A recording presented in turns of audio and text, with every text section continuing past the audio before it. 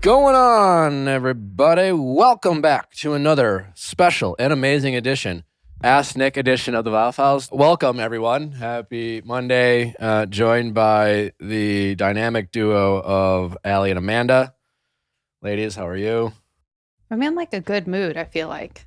Oh, I had like a little like mindset shift a couple days ago. I'm feeling good. Did something cause that mindset shift? I took a month-long acting class that was about like self-tapes, but the coach was also like a mindset coach, and she did this very like powerful artist meditation thing at the end. I've also been resonating with this quote that was like, you never regret decisions made out of love or because of love.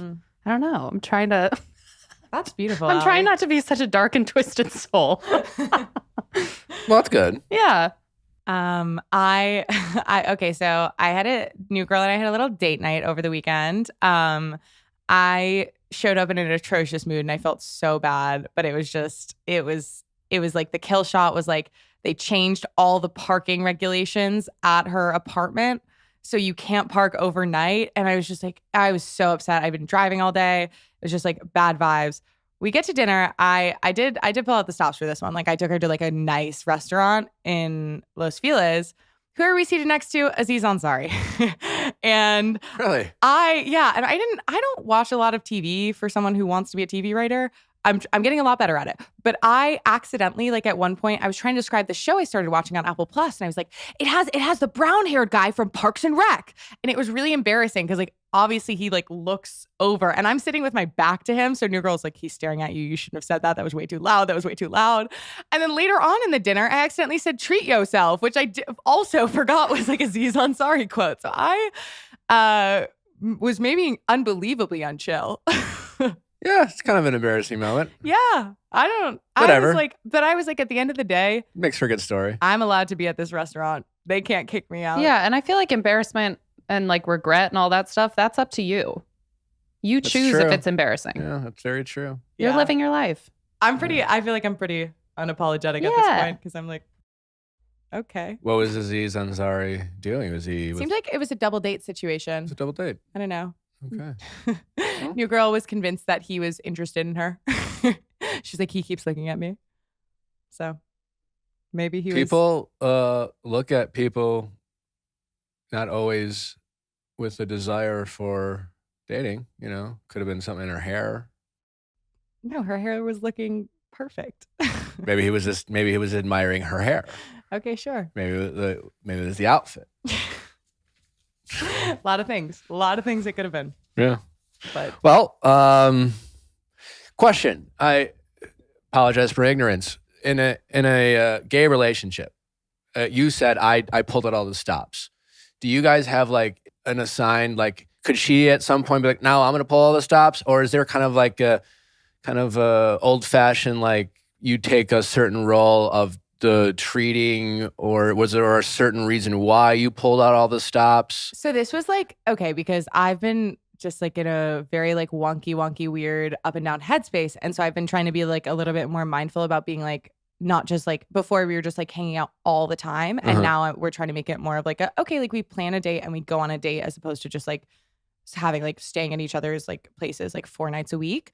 So this was like, we planned a date and she like, we were sort of going back and forth and I was like, I'll plan this one. So like, when I say pulled out, like, because it was like specifically like on me to plan the date, but there's also been times where like she's taken the lead. Okay. So it's not like a. Yeah, I think it's like if it's a situation where like someone is like much older, like in a different like if someone's like older, like making more money, then like maybe like they'll be more inclined to like plan and pay for dates. But I think in general, it's a lot more sort of like just kind of take it as it comes, pretty back and forth. Did it go well? Do you see a future? Based on the date with Aziz? That face, Nick's face. I don't see any future right now. I'm driving blind, no headlights. Okay. Not specifically with New Girl, just in general. I'm like, I don't know what's gonna happen. You're We're panicking, living in the you're moment. spiraling. But not in a way that feels scary. In a way that I'm like, wee. Well, Amanda, I wish you guys nothing but happiness and prosperity and whatever you guys call this thing. Thank you. That means a lot, Nick. How does she feel about being called New Girl? At first she was like, oh, it's great. I'm completely anonymous. And now I think she like low-key likes the attention. If, and I don't suspect that anything could happen of this budding, beautiful love story. We can't call her New Girl anymore. We'll have to call her Old Girl. Old Girl. My friends used to call my ex Old Paul. So, I hope to meet her one way or the other. She sounds like a lovely human. She's very, very cool and fun. She calls into the podcast anonymously to talk about Amanda. She literally said via text. After Amanda really fuckboys her, she calls we have a new caller. That would be epic. She is petty. And it's not for me to say in the exact way that she's petty, but she has done some really impressive stuff. Like she has some impressive achievements that have been inspired by spite for exes. Like she is a real powerhouse when New it Girl, comes if to you're revenge. listening, you have an invite. If again, only if this what was certainly will be the greatest love story of all time. But if it doesn't, we will recuse Amanda. And you are welcome Nick. to We could either do an Ask Nick or we could do do a mediation. There's a lot of options. Oh, well, wonderful. All right, we have an update from a caller. Back in December, we had a caller call in with a kind of a saucy little situation. She went to a party, and then her friend had a friend come, and then her friend and her friend from out of town left, and then I guess her friend watched her have sex with her other guy friend. I think you guys kind of remember. I don't remember exactly what I said other than yeah, this is shitty and weird and you should probably confront her or just stop being friends with this person who seems to be, giving us some negative vibes. Character Fucking flaw. your friend's husband? Negative vibes. Yeah. Or what? At the party? Advocating for your friend to fuck another person's husband? Weird stuff. Anyway, she wrote in. I wanted to write in and say, Nick was right. Not that I find any joy in being right. A week following the phone call with Nick, I met up with my friend, and she seemed cold and kept making insinuations about my husband gossiping about her at his workplace. After I left the park, I started thinking more and got really frustrated and decided to finally express my frustration with her. I told her it was getting difficult to maintain our friendship when she dislikes the people I love, my husband and the friend she betrayed. I told her I have to try to be supportive to her throughout, but it's just getting hard for her to do.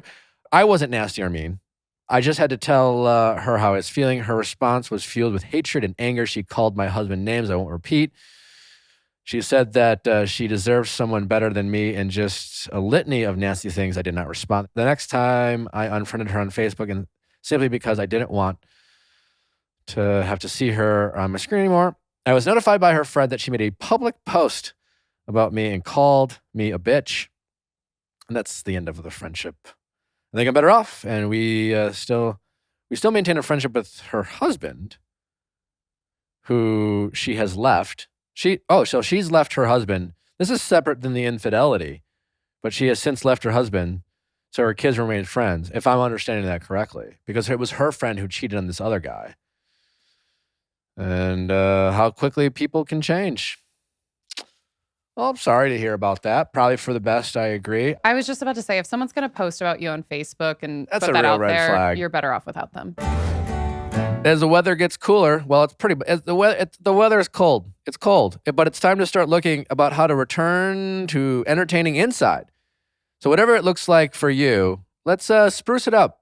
Let's upgrade some of the new furniture, new designs, and you can do it affordably and easily with Article. Article has been the best in the game when it comes to designing affordable, amazing furniture. The designers focus on beautifully crafted pieces, quality materials, and durable construction. It's a nice mid-century Scandinavian industrial and bohemian kind of aesthetic. They have amazing, all types of furniture, from couches to tables to side tables to, they have it all. They have outdoor furniture if you're looking to think about spring, or maybe in a warm weather climate. Really furniture for all types of people, and it's so amazing, affordable. I've always gotten compliments on my Article furniture. Fast, affordable shipping is available across the U.S. and Canada and is free and orders over $999. Fair prices, right? That's right, because they cut out the middleman. No salespeople, no showrooms, no retail markups, just affordable, amazing furniture that will impress your friends. Get those upgrades going. Article is offering our listeners $50 off your first purchase of $100 or more. Go to article.com/VIALL and the discount will be automatically applied at checkout. That's article.com/VIALL to get $50 off your first purchase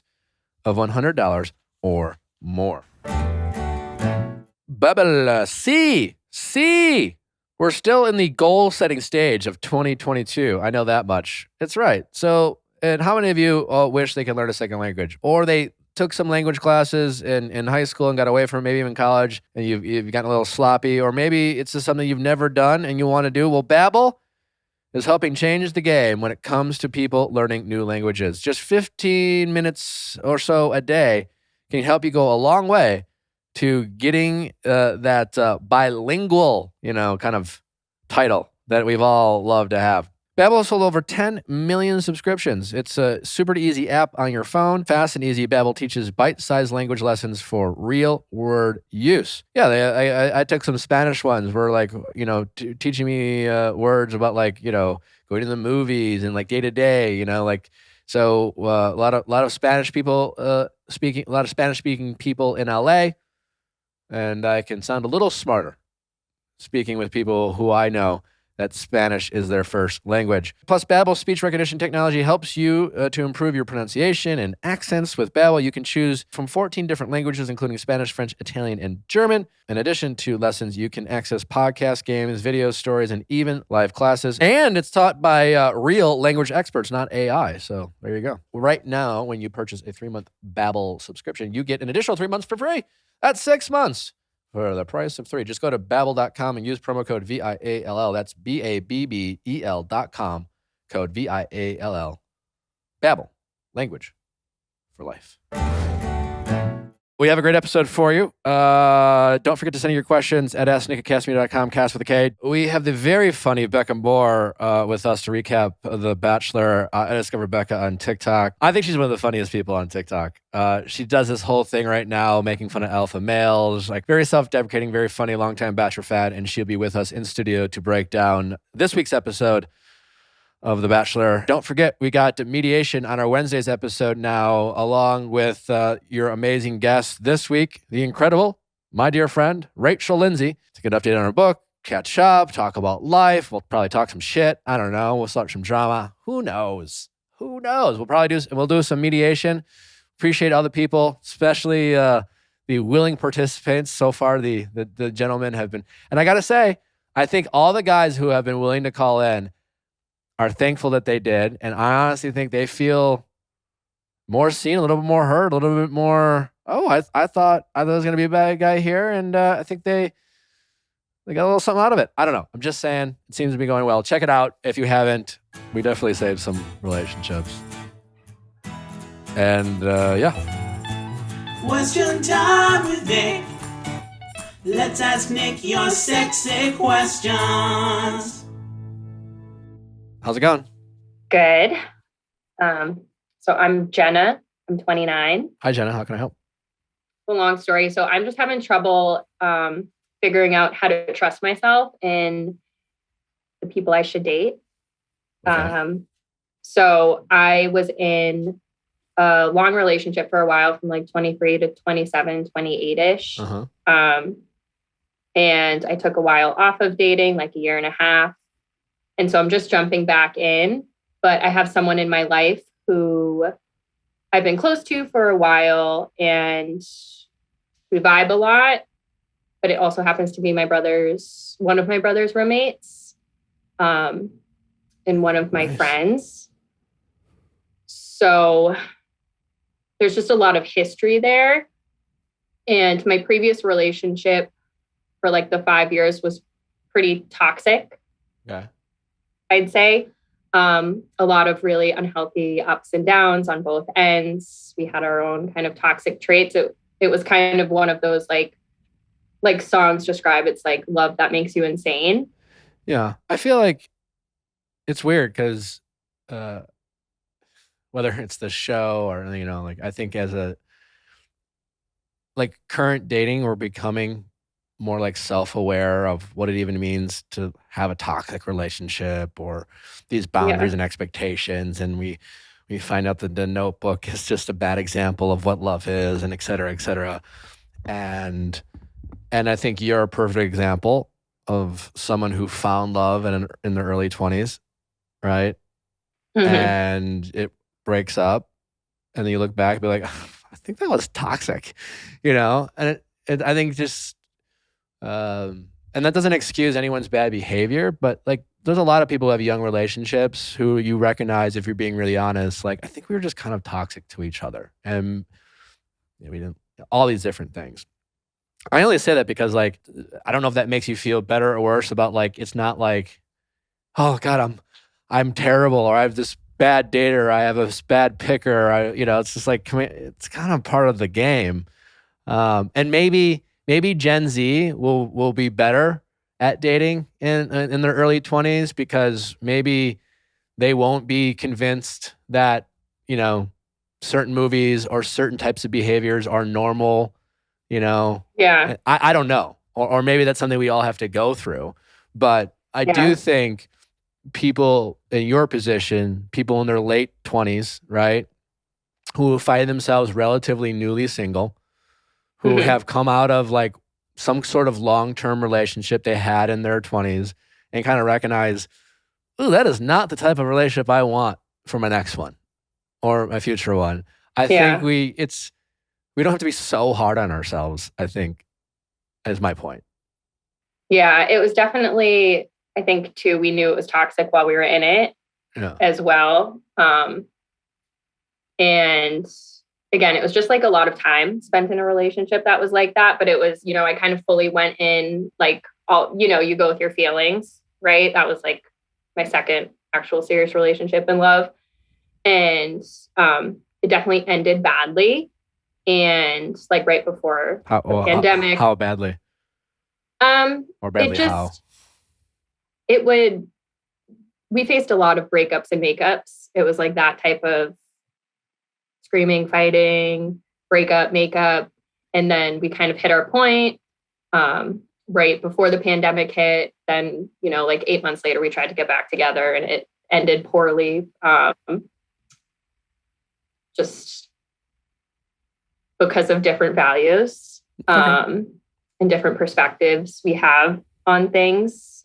But when you say poorly, like, you just mean that it wasn't like you guys didn't like shake hands and hug and wish each other well? Like, there was hurt. It was like hurt and like need to be hurt. And again, because we also had that toxic cycle of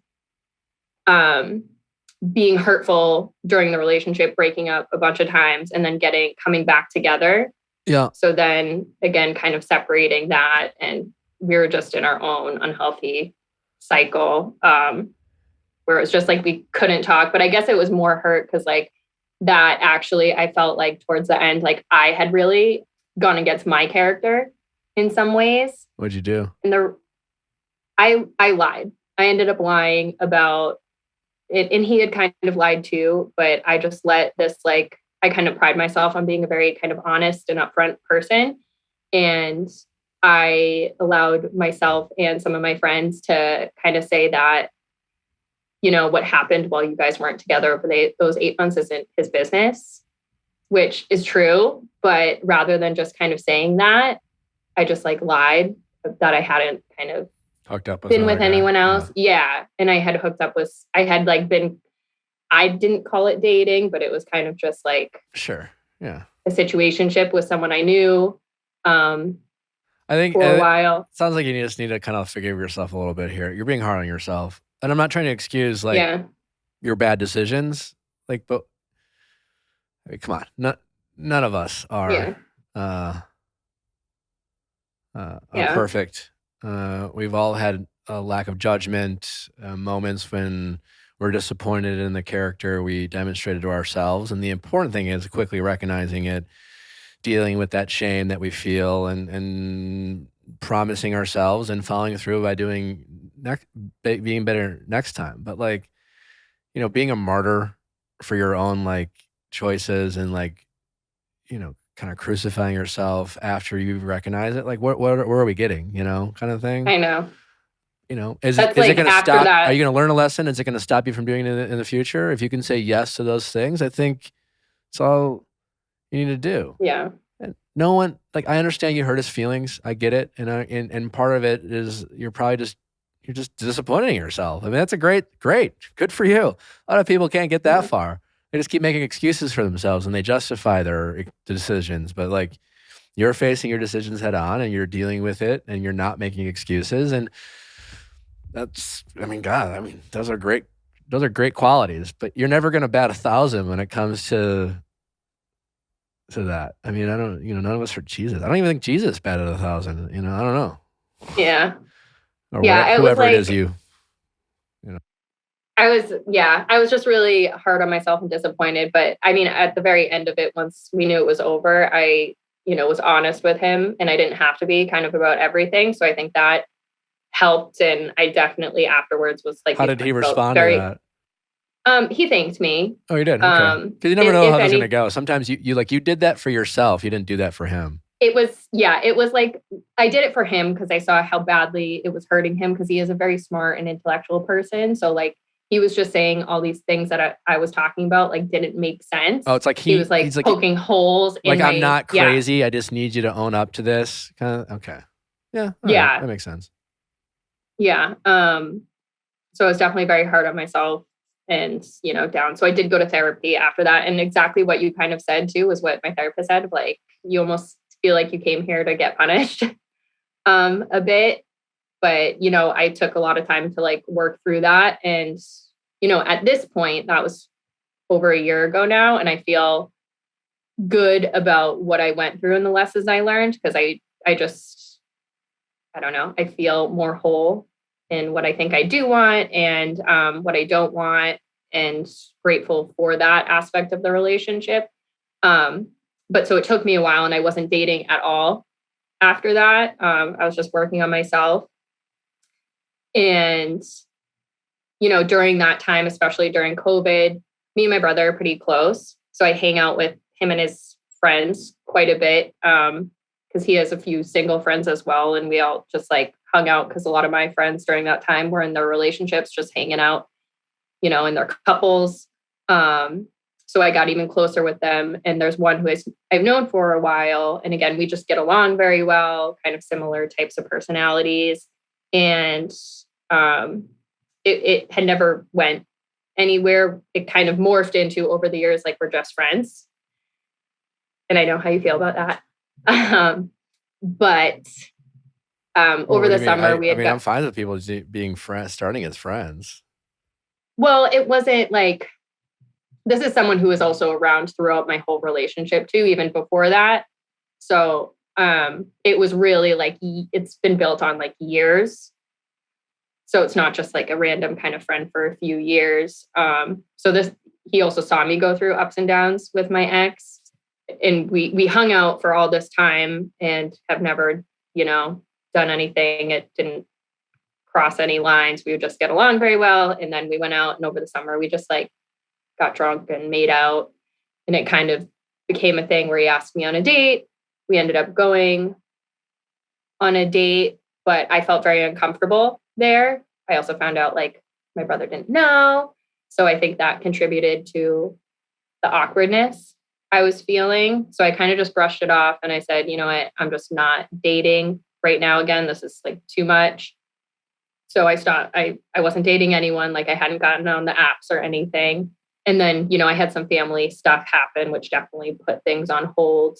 So around just a few months ago, I kind of decided, hey, I think I'm ready. It's been long enough. I can kind of ease back in the waters of dating. And, but it felt like too much to do it with someone I know. So I figured, hey, why not like go on the dating apps, kind of test out all this new knowledge. And so I started to do that. And then it's a small city where I live, apparently. One of the dates I had gone on, like a first date, got blown up because who walks into I'm sitting at the bar with my date, and like my brother walks in with like people from work and saw us. So then, Not the roommate though, some other guy. Right, exactly. But then, because we hang out probably like every weekend with like him, his Sure. roommates and friends. So that guy was there. And he wasn't there, but the following weekend we went out to dinner and he was, and that was the first time my brother saw me, and he was like, "Oh, sorry for like blowing up your spot or whatever." And this guy obviously was like, didn't know that I was dating again or trying to, like we hadn't had that conversation. But like whenever we hang out on the weekends and we drink or whatever, we just kind of like vibe with each other. And I think just stopped talking to other people. So then it kind of came to a head a few weekends ago, and he's been like really good about setting boundaries. Because after that initial date over the summer, he was just like, you know what, we just need to move forward as friends. We can't keep doing this back and forth thing. So I said, okay, great. Like, we'll be friends. I'm not dating, like whatever. So then he finds out I'm on a date, and he's just like, I can't do this. I can't do what? Anymore. He can't just like hang out with me a lot and just vibe with me a lot and just be my friend, especially if I'm dating other people. He likes you. Yeah. It sounds like you like him. And like I do, but it's not in like the same way that I've liked my exes. You know what I mean? So like, well, that may or may not be a good thing.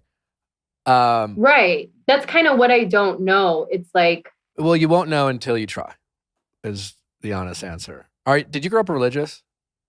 no. No. Okay. No. You just seem like you really carry a lot of weight with like, you know, your choices. Like you worry about outcomes. You want everything to be like, you know, and Yeah. and I feel like people who grow up like with like Christian or Catholic guilt kind of like are afraid of getting some of these emotionally choices wrong. But anyways, I digress. I think also part of that comes from my previous relationship, and just like we came from different cultures entirely. So that's a big reason our relationship like didn't work out, is because I was kind of way more liberal minded and he was way more conservative. Sure. Well, there's got to be more, like the reason you're calling, there's got to be more, like what's, like why are you even bothering asking me if, you know, like if he's just like some guy that he's roommates with your brother and like maybe you find him cute and sure you made out, but you're just not that into him, then you would like, you wouldn't care. So why do you still care? And it can't be just because he likes you. So I like do like him. I guess I'm struggling to like figure out for me, you know, again, we vibe in a lot of ways, and I'm just like, I'm not sure this person's going to be in my life no matter what. I mean, to maybe. A degree. He's, how old is he? He's like early 30s, like 31 or 32. He's roommates with your brother? He like knows, yeah, but he knows my parents. Like he's like the type of friend who like comes to my parents' house a lot, like was there over the holidays. Like he's not someone who's just going away. Okay. So I think both that's adults. like, I mean, yeah, listen, there's a small risk, but I just don't like, I don't know your level of interest, but it's certainly nothing you're saying is telling me to be like, oh yeah, you should definitely not risk this. You know, it's not even like a work situation where you have to worry about your career. Like the risk is some awkwardness that any mature adult can and should get over. And more importantly, since he's like more the pursuer in this, I hope he recognizes this. I mean, it's your brother. So, you know, You got dibs. Even if they're best friends and you and your brother barely like each other, you still get dibs. He's your brother. Yeah. You know? And you know, like in terms of like who gets who in the divorce, and like you're going to get your brother. And he should recognize that. And so if you guys want to, I don't care if it's this guy or some guy you meet on an app. And I don't care if it's this guy who you've kind of known your whole life, and like, you're not going to feel the same way about this guy you've known your whole life who's friends with your brother as like some hottie you know nothing about on a dating app. Because the more the less you know about someone and the more you can fantasize about it in your head, the more likely you're going to get excited about someone, because You can just make shit up. Yeah, I think that's like what I'm struggling with. And because it just seemed like it happened so soon after I just decided to start like dipping my toe back in the water of like kind of dating a few guys, using lessons learned and like differentiating based off things, right? Like, you know, people who say they like you, right? But you're kind of talking to me Yeah. as if like you want to believe that everything you've went through with your ex-boyfriend you feel like you should be able to now have the type of like picker to determine the next guy you like is going to be your husband forever. And that's kind of how you're talking to me. I know like logically you probably aren't, you realize that's not realistic, but it sounds like that's the type of pressure you're putting on yourself. I feel like it's the type of pressure I'm putting on the situation because of how close this person is to like me and my family. It's as if like, I don't even know how to navigate it if we do start dating, right? Is that like, because I do know him, you know, this guy's the one who's like already saying, he's people. The one who's already saying, I can't do this anymore. Yeah. You guys haven't done anything. So when he says, I can't do this anymore, is he going to like not stop by the parents' house anymore, hang out with your brother less, move out, you know, like what? What does he mean? Not like I would probably have to take space. Why do you have to do anything? He's your brother. Because it's kind of like his, like not from my brother, but from like their friend group necessarily. I understand you can like chill out a little bit, but hey. I mean, that would, to me, I don't know if that's you feeling that way or him suggesting you should. And I think there's a big difference. If it's you like saying, oh, I should do this, like I'm telling you shouldn't. And if it's him giving you that expectation, then that would be a red flag for him. You know, I don't know if that. No, he's not. He's not like that. I think he's kind of like different from my ex in the sense of like my ex could be critical of me and kind of call me on my shit, but he would be kind of pretty mean about it. I mean, had a temper. Whereas this guy is like the opposite. But I guess I just don't know how to like decide if this is something that's like worth pursuing how I'm supposed to feel. You can't decide. What you want to do is you want to decide if this is going to work out or not. And that's unrealistic. Yeah. Whether it's worth trying or not, I mean, shit. In a world where it's hard to find people you connect with and vibe with, and hard to find people who you vibe with, but also like you think are good natured and have good character and will treat you right, like not easy to find. And I don't know if being roommates with your brother at the risk it won't work out is a reason enough to like not try something that seems to have some potential. The next guy you meet and it doesn't work out, it's going to be awkward. You're going to make like the person you don't know. If it's not this guy, you're going to meet some stranger, most likely on a dating app or at some party, and you'll date and you'll get to know each other's friends and you'll bond with his family and maybe become best friends with his sister. And then a year later, you'll break up. And then you're going to have to not only break up with this stranger, but you're going to have breakups with their family and friends. And like, just fucking life. Yeah. How do I not put so much pressure? Well, I think you mean if you know this guy.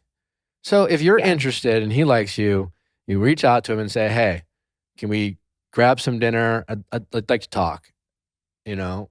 And if you're willing to like say this, be like, hey, listen, here are my concerns. But at the end of the day, if we're both adult about this, like these are our risks. I know you as a friend, and what I like so far, I think is great, but we both have a lot to learn. And don't tell me, I know this is going to be amazing. You don't know that about me, and I don't know that about you. And it has nothing to do with whether we're both good people, but like mature adults, we recognize that there's a risk here. And we won't get an answer to that risk. It might, for 2 or 3 years. You're both relatively young, and you could easily date for 2.5 years and realize, not my guy, not my girl. And then that will be difficult. And that could happen in 2 weeks. That could happen in 6 months. But like you need to hear from him that he recognizes that. And that's step one. Is he mature enough to recognize that possibility? Or is he dismissive of that and says immature things like, I know it would be great and that's never going to happen. And like, it won't be weird. like you need to hear from him that he has the emotional maturity to recognize he understands what he is getting himself into. And to me, that would make me feel more confident and comfortable with someone about making that type of choice. Yeah, I think based off of our last conversation about it, he does, because he was kind of putting it as, I'm not asking you to marry me. I'm just asking you to like give it a shot and go out like on a date. And, I think you should talk about that's step one, but I think you should really get into the like all the possibilities if it doesn't go right. Because him saying I'm not asking you to marry me is like, yeah, I guess that's a start, but that's not having the conversation of this is what makes me nervous. Because I know you're not asking me to marry me. And just odds are that this has a better chance of not working out than working out. Just, odds. You're one of a zillion people I could end up with, Yeah. And it makes me nervous to think of that possibility. And I just want to express that. Not because I don't think you're great, but like, I don't know. I can't predict the future. And sometimes the future makes me nervous. I've had some bad relationships. I don't know if you've had. I'm over it, but I'm still healing. And I just want to say that to you. And you see what he says. Yeah. But you will not get your answer unless you try. And you're going to have to try at some point. And, you might, there's a good chance you might deal with more disappointment before you find whatever it is you're looking for. I know. I think that's why I was trying to like hold off and just like see what's on the dating scene before I jumped into that. I get the logic, but it's kind of silly. This isn't going to go away. You have this opportunity, suss out this opportunity. Unless you're not interested. I mean, if you're not interested, but I get the sense that you are interested and you're just you're very risk averse. Yeah. Now I am. After those 5 years, now I am. But that's not going to help. I mean, hey, relationships are risky. They just are. Yeah. Doesn't sound like there's any immediate red flags. It just sounds like he's a decent person. There's a lot of trust. There's a lot of familiarity. These are good things to. Would you consider it a red flag for someone of that age? Like he hasn't ever had like an official girlfriend. Yeah, I think potentially. That's another piece of it. Sure. Like he's dated girls or like situations. It's a fair question to ask. It's just like I feel like we might not be able to relate on this, but it doesn't mean he can't. I mean, he's going to have, you're nervous about him being, his training wheels. Yeah. And I'm a type of person too, who I can be very stubborn, and I need someone who will kind of put me in my place a little bit and slow me down. So I think that's also something I'm afraid of, is someone with inexperience in long-term relationships. I don't want to walk all over someone. You won't ever get those answers unless you try. That's true. I just got to try. See how it goes. Or not. But like, I definitely think if you like this person and you think there's a potential there, to me, it seems worth it. I'm not hearing anything that would tell me that it's not worth trying. I think it's the fear of like, for me, just like, I'm so worried about like settling. So I'm almost just like, you're not, again, well, to his point, you're not settling. You're getting to know him more and you're focusing on his potential as your romantic partner. Okay, you're not taking yourself off the market forever. You are giving him upfront expectations that you could just as easily in 6 months realize that he's not your guy. You don't know. It's hard for you to be honest about your feelings because of the overlap, because of the friendship, because, and he should feel the same way. But you, more than anything, should be able to express that to him and him respect that, not get defensive or pissy or, Yeah, he wouldn't. He wouldn't. I'm the one who struggles with communication. So, you're not settling. You're sussing out a situation. Okay. I'm sussing out a situation. Okay. I'll reframe. Focusing on dating one person is not settling. It's giving something a shot. You're allowed to break up. And when you break up, don't get back together. I don't know. Been a pattern of mine. I think too, because my previous relationships, like once I knew them and I didn't date around a ton, that like I was in them for like a long term, like 3 or 4 years, and then like 5 years. And I've never really like dated much, like at all. Like even between those, I wouldn't really date. And it's all of a sudden I would go on a few dates with a few different people and then I would be in a relationship. So it's just like, I'm like afraid there's like a whole, I don't know. And you'll have the opportunity to look into that if this doesn't work out. Again, yeah. Focus on the moment. Focus on now. You're not. Yes. You're not sussing it out. You're just All right. Okay. All righty. Good luck. Let us know. Thank you. Follow up. Appreciate it. All right. Take care. All right. Bye. Bye. How's it going? Good. How are you, Nick? Good. What's your name? My name is Katie. How old are you, Katie? I am 52 years old. All right. Well, how can I help?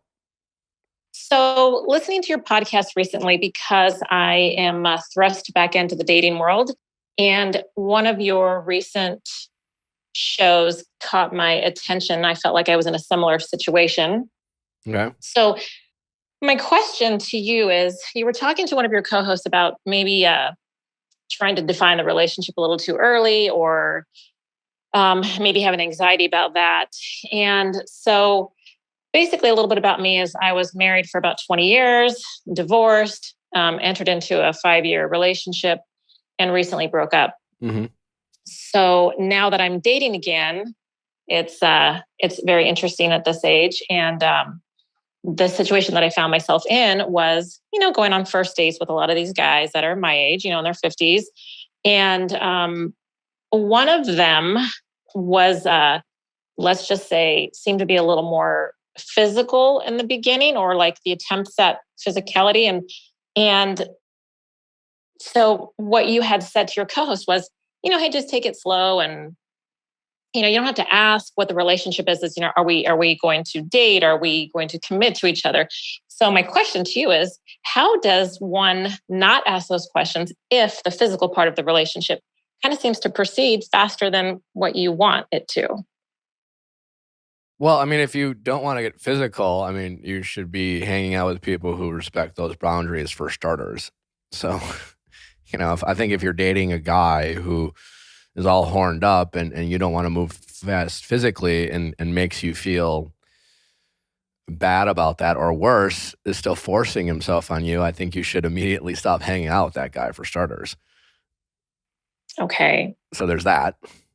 I think in general, when I was talking with Allie about the guy she had met at a wedding, and they were living in a different state, and there's always I think at the end of the day, you always have to decide what your priorities are, right? Right. Allie is a young woman fresh out of college with a lot of professional goals and dreams, right? And she's got those priorities, and she is out here in LA, and then she met a nice gentleman who has also his priorities.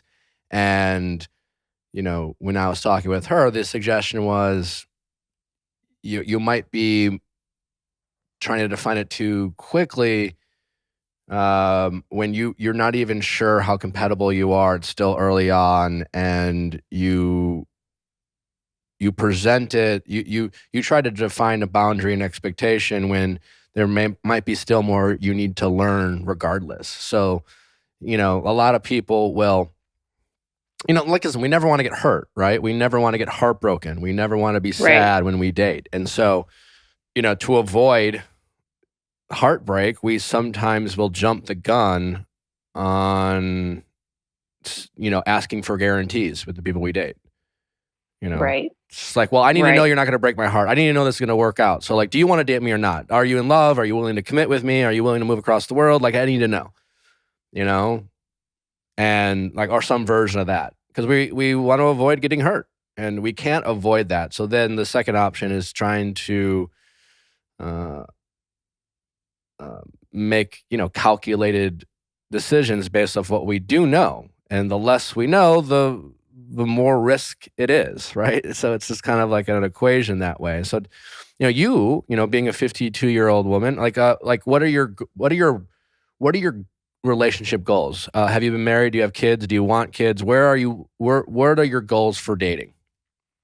So since I recently got out of the long-term relationship, I would say that my goals are to not commit too quickly into something, take my time getting to know somebody. But yes, I'm more of a relationship person. I don't mean that. I mean, like, whenever you find a relationship, whenever that Mhm. is, and whoever that Mhm. is with, what are your goals for that relationship? Like, you know what I'm saying? Like, Right. for some people, it's like, depending on where they're at in their life, like, I want to meet someone, get married, have kids, have a family, whatever. Some people, they might have had a kid and then they get divorced and maybe they have 2 or 3 kids. Like, I have buddies, right? They have been Right. married, they have a couple kids, they got divorced, and like, they're not like against getting married and they're not necessarily against getting kids, but it's not a big priority for them. So they, their priorities are different, right? And so I'm Right. curious, like, for you at the stage of life that you're in, what is your, like, are you just looking for a life partner to travel with and you don't want kids? Correct. So that's what you want? Okay. Yes, right. I have kids. I don't want kids. If they have kids, it's fine, but I'm not going to be having any kids. That ship has sailed. Yes, a life partner, someone to travel with, someone to hang out with, someone to share your nights with, and Yeah.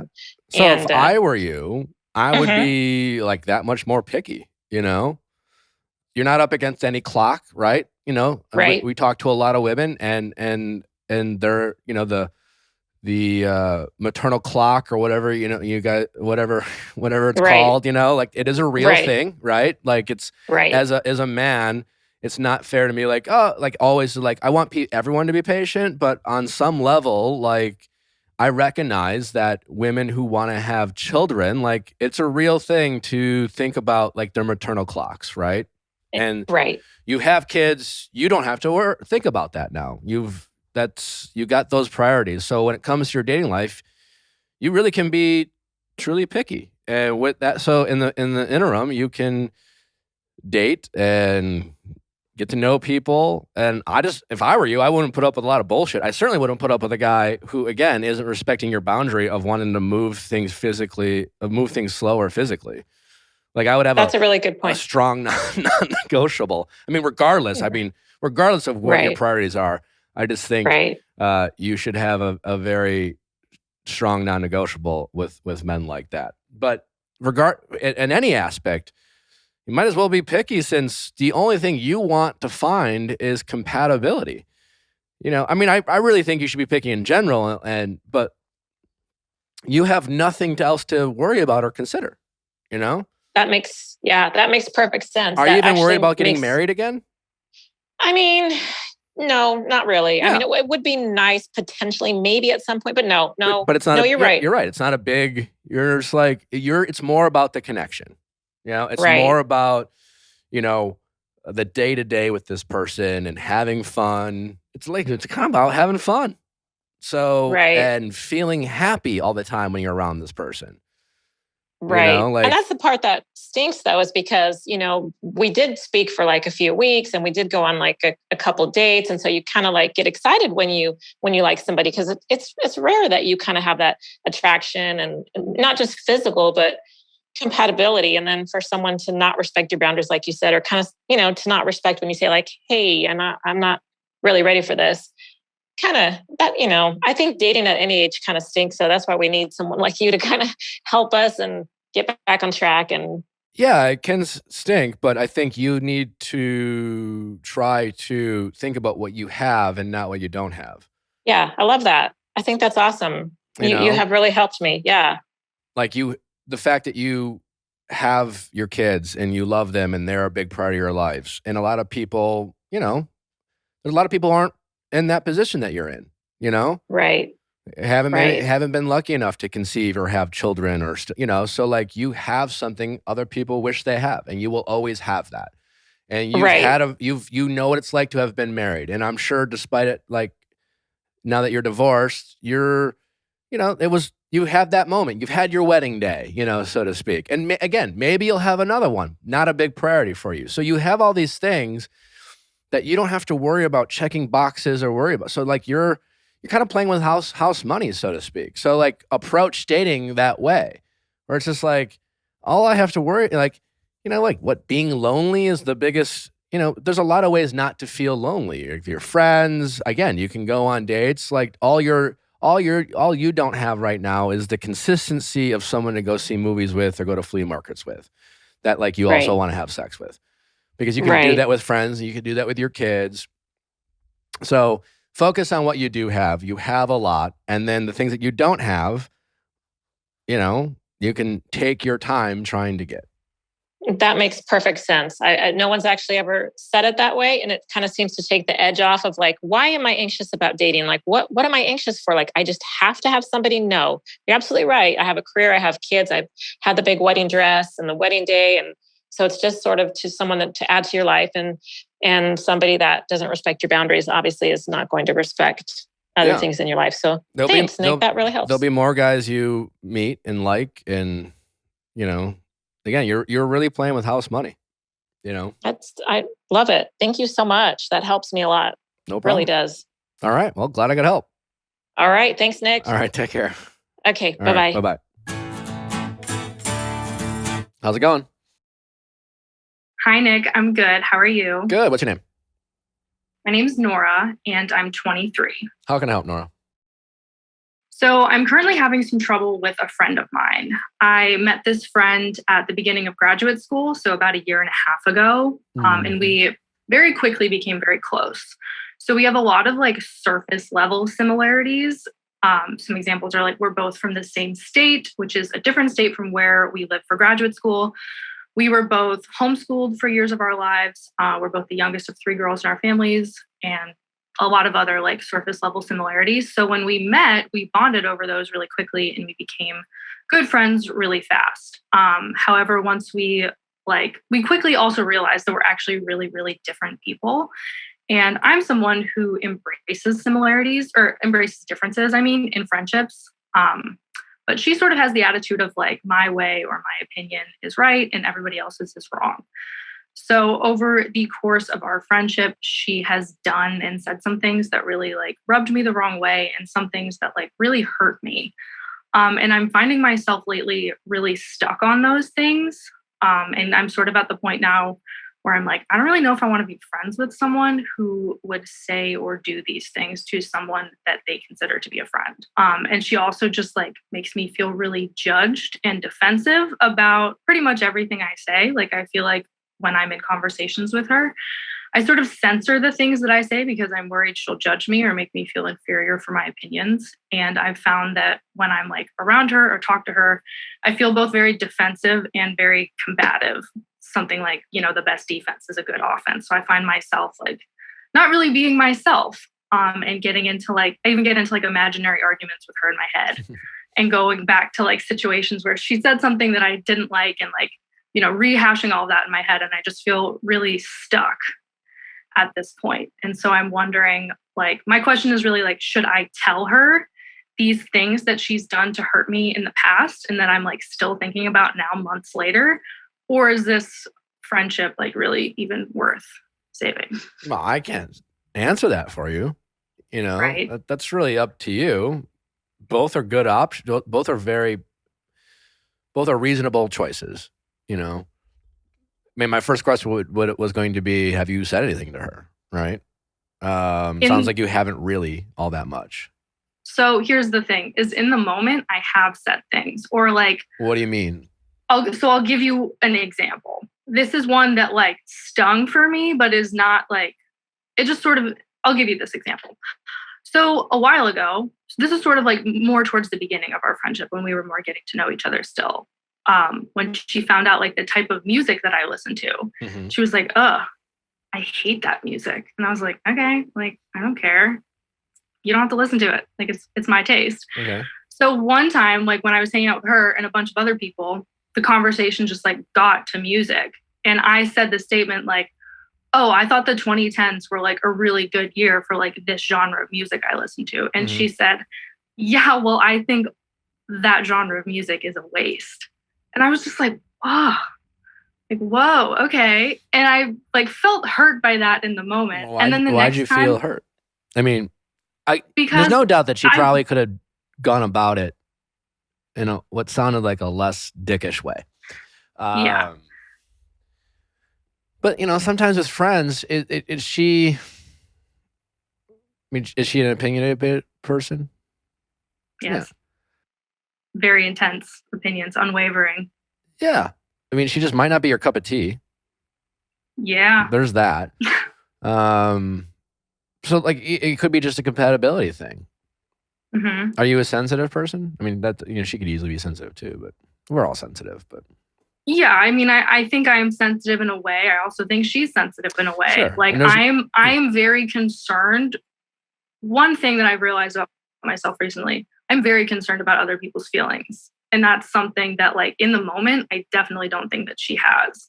So for me, I'm just kind of like, I don't really know, like you said, I don't really know if this is a compatible friendship because like, that music example was like one example. And then there's been a lot of other things that are a lot more like personal that I'm just like, whoa, you're too much. Like, I don't want to be friends with someone who does those things. Would you like to hear some of those examples?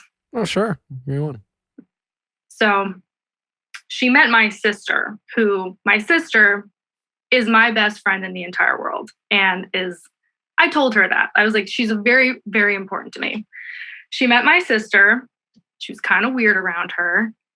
My sister was like, your friend didn't really engage with me or ask me anything. It was kind of weird. And then later my friend said, I was really shocked. Like the way you described your sister, I don't know. She was different than I thought she would be. I don't really think I'd be friends with her in real life. And I was just like, super didn't ask for that opinion at all. You totally could have kept that to yourself. Like, sure. This is someone who is, anyway. So yeah, so she's done other things like that. Like one time my friends from high school came up to visit and she met my friends and she just decided that she didn't like one of them and like said it we were all there and she was just like, ooh, I don't think I like you. And was like rude to him the whole night. And then like, she brought it up like weeks later. It was like, oh yeah, I didn't like that guy. And like, at that point I said to her, like, listen, I don't care that you don't like him. He's my friend. I do not care about your opinion about him. What did she say? But like this type of shit and then she was like, okay. Like when I say things to her, I think she does listen, but I don't think how old is she? will ever, she's 25. She's 25, okay. I mean, it sounds like she just lacks tact, You're describing to me just a personality, Yeah. And, you're giving me high level, but like, I'm an opinionated person who over the course of my life has, I have found a way for it to serve me well. I've had moments in my life where I'm like, I didn't really need to say that, or I've upset friends. You have again, it's coming back to your original question. First, you can just decide not to be friends with her. It's a totally reasonable option. You have to decide what value she's bringing to your friendship. You don't owe her any loyalty. She's not like some like lifelong friend. You're just like, I don't know, we've been through so much, and I know we're just different people, but like, we're kind of like a sister. Good that your sister's your best friend, but a lot of people who have sisters who are just like, I don't know, I don't even like you all that much, but you're my sister, so I love you. And so, what value? Like, if I made you say something nice about your friend, what does she do? What does she do? Like, what value does she bring to the world, to people around her, to you, the friendship? She can be very, very helpful when you need a person to help you through something. Yeah. Okay. Yeah. That's valuable. Not a lot of people are like that. There's a lot of people who are generally polite, good to be around, pleasant, will keep their opinions to themselves. There are also a lot of those same people that will, at the risk of offending anyone, or I don't want to take sides, or blah, blah, blah. When something happens to you and you feel wronged by someone, people have a tendency of being like, well, I don't know, it's not my problem. I wasn't really involved. And you're just like, what? Huh? And your other friend you described might be the one who steps up and goes, that's fucked up. That's fucked up. You want me to go to bat for you? I'll go to bat for you. And they'll have your back. And I don't know if this friend will do that, but so it's, growing up and we learn, you're learning about your personality, who you are as a person. You're 23? Mm-hmm. Yeah. I mean, I don't know who the fuck I was until I was like 28, Yeah. Self-realizations about my strengths and my weaknesses, what I'm good at, what I'm not good at. She's doing the same thing. It's a challenge right now. In the 20s these days, right? We have been given the grace of not having to be adults at 20 and 21 anymore. Our early 20s is an extension of we call it young adult life. And that's fun. It's great. I'm glad that we do that now. And she has a different personality. That doesn't mean she has her weaknesses. She has to learn how to control that. She has to learn tact. She has to learn that her opinions aren't always needed and necessary. And she needs to be more empathetic to the people around her and channel those thoughts and feelings in a more productive way, because she can be someone who brings a lot of value to the people around her, all while not, simultaneously like offending people, creating awkward situations. Just, sometimes people just like don't know what to say, so they say it, like everything you're describing to me is just kind of like a social awkwardness that she might have. That doesn't mean you have to be friends with her either. I'm just saying, I'm just trying to like, help you decide what you want to do. You do need to communicate with her. That does nothing to do with it. If you have any interest whatsoever of maintaining this friendship, is to talk with her about it, because no friendship is worth having as you get older.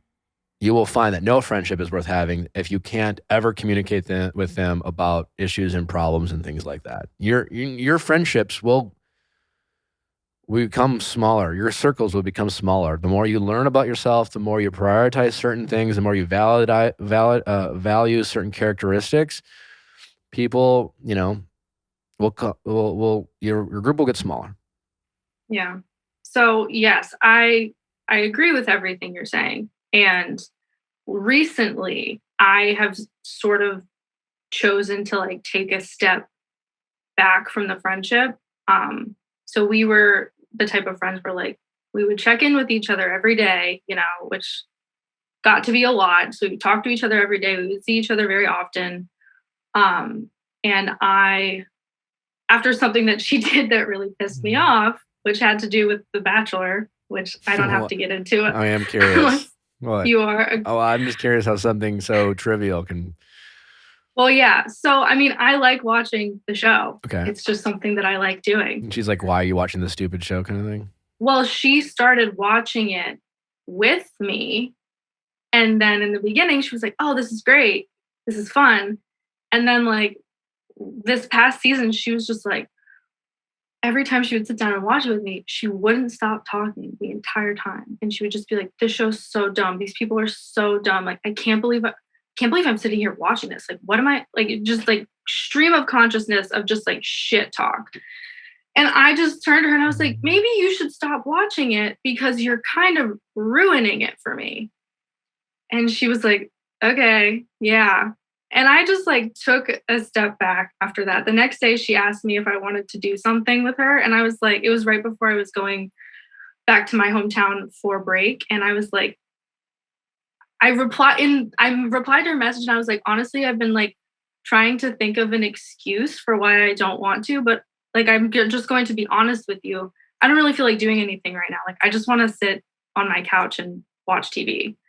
And she didn't reply and then didn't talk to me for days, which is abnormal for us. And I was like, I'm not going to reach out either because this is what I'm purposely taking space from this person to see if I miss having them in my life. And so I didn't talk to her for like a while. And then once I got back to, the town that we live in for school, she messaged me and was like, hey, we haven't really been talking. Like, what's been going on with you? And I told her, because I've been trying to do a lot of like self-reflection and self-growth. And in doing that, I've been taking time away from like my phone, away from social media. And so I told her that. It was like, I've been taking purposeful time away from my phone, away from like all of these apps and just like being in my physical space. And she was like, oh, great. Because I thought you were ignoring me, which like, I was, but I'm not. That's what I was about to say. She kind of sensed it. She felt she was probably hurt a little bit, and again, to be honest, like the way you're describing, I feel like I have more in common with your friend than I have with you. Okay. I'm capable, and I don't know your friend. I'm sure that I have a lot of differences too. But I got on The Bachelor because my best friend's wife was watching it, and I was like, "What the fuck are you watching? Like, what is this stupid show?" And she's like, "Shut up! I'm going to sign you up," and blah blah blah. And your friend's still relatively young, and again, like I said, she's learning about herself. She's aware on some level, and you've already told us examples of you kind of checking her. And when we finally start to get checked in our young adult life, and it's not just coming from like our parents rather, our first reaction is to become resistant to it, to dismiss it. Oh, whatever, they don't get me, they're wrong, I'm right, et cetera, as our egos take over. And over time, we, if we're lucky enough, we will humble ourselves to look in the mirror, And again, you're not responsible for her. You don't have to be friends with her. But what it sounds like is you do have differences, as you pointed out. You do have compatibility issues. She may not always be your best friend. But as someone who claimed to be someone who values differences in people, you're going to have to want to challenge yourself to accept that she isn't exactly like you. And you're going to have other friends who are going to bring other values and things into your life. And they're not always going to do everything she's going to be able to do. And all those relationships will be different. The only way to be friends with this person you're describing is trying to have open lines of communication and say, I've brought this up. There have been a couple times, and I guess it just sometimes bugs me, and I just need some space. But to do that, make sure you're able to compliment her about what she does bring to the relationship. It's really hard to it's really easy to feel like a piece of shit when someone's like, you're hard to be around. You're obnoxious. You're rude. No one likes you. Fuck you. That's what they're going to hear. Mm-hmm. And a lot of what you're saying might be true. But if you came from a place of first of all, I want to talk to you because overall, I value our friendship. You've been nice to have around. I know you're there for people. I love that you're loyal. Sometimes I feel like you're, if I was in a bind, I could trust you to have my back. And I don't feel like that with other people. But every once in a while you do this and it makes me feel a certain way. And overall, I love you and I'll be patient with you, but it would really mean a lot to me if you would try not to do that. And I hope it's okay if I just say that's getting on my nerves because I don't want to lose it on you. And I don't want to build up my frustrations and be passive aggressive only to blow up and things like that. Again, that's it if you want to maintain this friendship. And, you don't have to. I've said this over and over, but it's just a matter of, do you want different types of friends? For me, I do. I have lots of different types of friends, all different types of walk of life. So jocks and nerds and, if I'm oversimplifying and people are into tech, people are into hunting. I'm things again, I'm not even into, but they're different. Yeah. And I find them interesting and I have different friends who I go to for different things and et cetera, et cetera. And yeah, I guess I totally see your points and I think they're very valuable points. We've been so close and so involved in each other's lives since we met pretty much that sometimes I feel like it's oh, I got to give her all or nothing. She can just be she takes up a lot of my energy. And I've noticed, so you got to set some boundaries if you want to. Yeah. And again, being young adults, and are you guys both single? No, that was another one of our similarities. We're both in 7-year-long monogamous relationships. Okay, and how often are they long distance monogamous relationships? No. So you spend a ton of time with your boyfriends? Mm-hmm. Because what I was about to say is sometimes in our young adult lives, if we are single, our friends will fill up a lot of those spaces that we would end up doing with our boyfriends. And so I guess if you have boyfriends you're spending a lot of time with, there's only so much time you can have. And you can still be friends and the friendship can change. It can evolve. Mm-hmm. yeah, okay, you spent a lot of time, you took up a lot of time. You want to maintain this friendship, but you need to set boundaries. So you need to communicate those boundaries. You need to want her to respect those boundaries. And if she chooses not to respect those boundaries, then you have your answer of whether you can be friends with her or not. Yeah.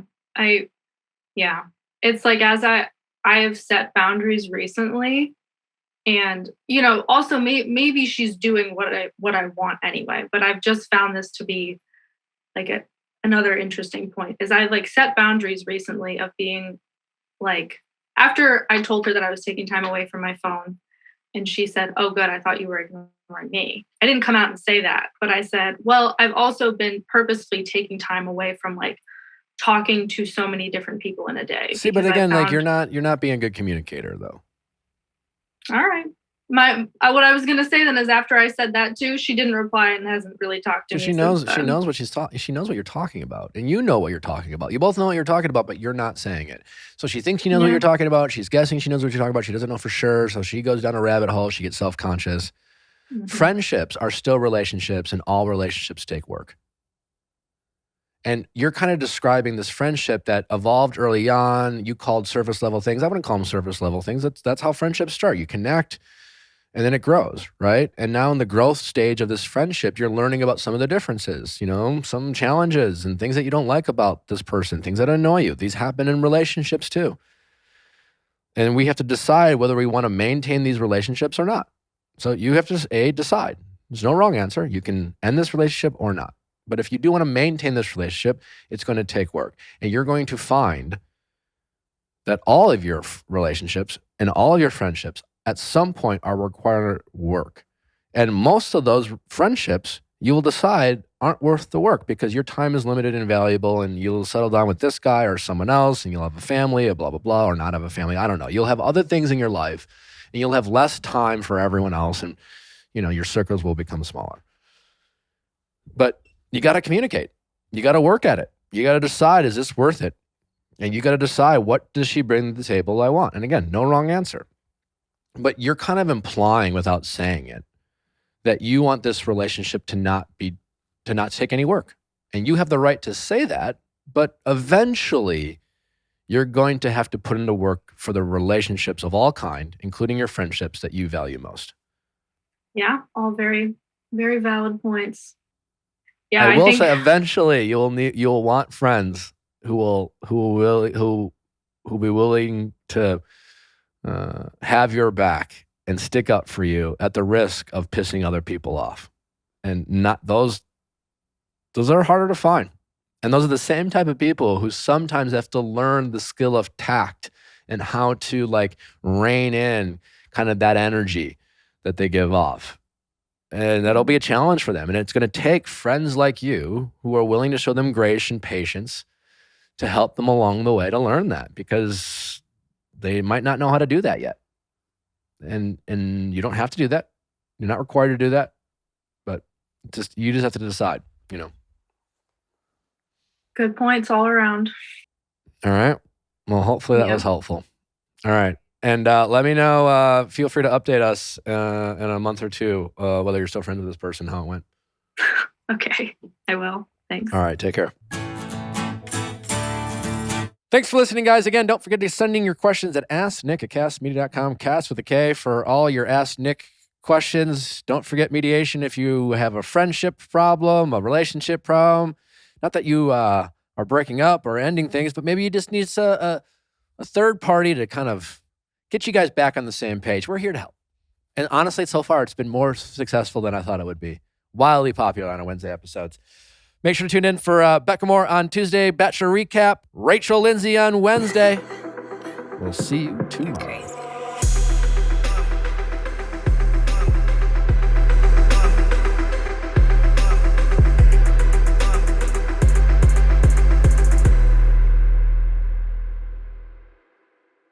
Hey guys, thanks for watching. Before you go, make sure you like, subscribe, and ring that bell so you don't miss any future videos like our Tuesday Bachelor Recaps and Wednesday Celebrity and Expert Interviews. See you next time.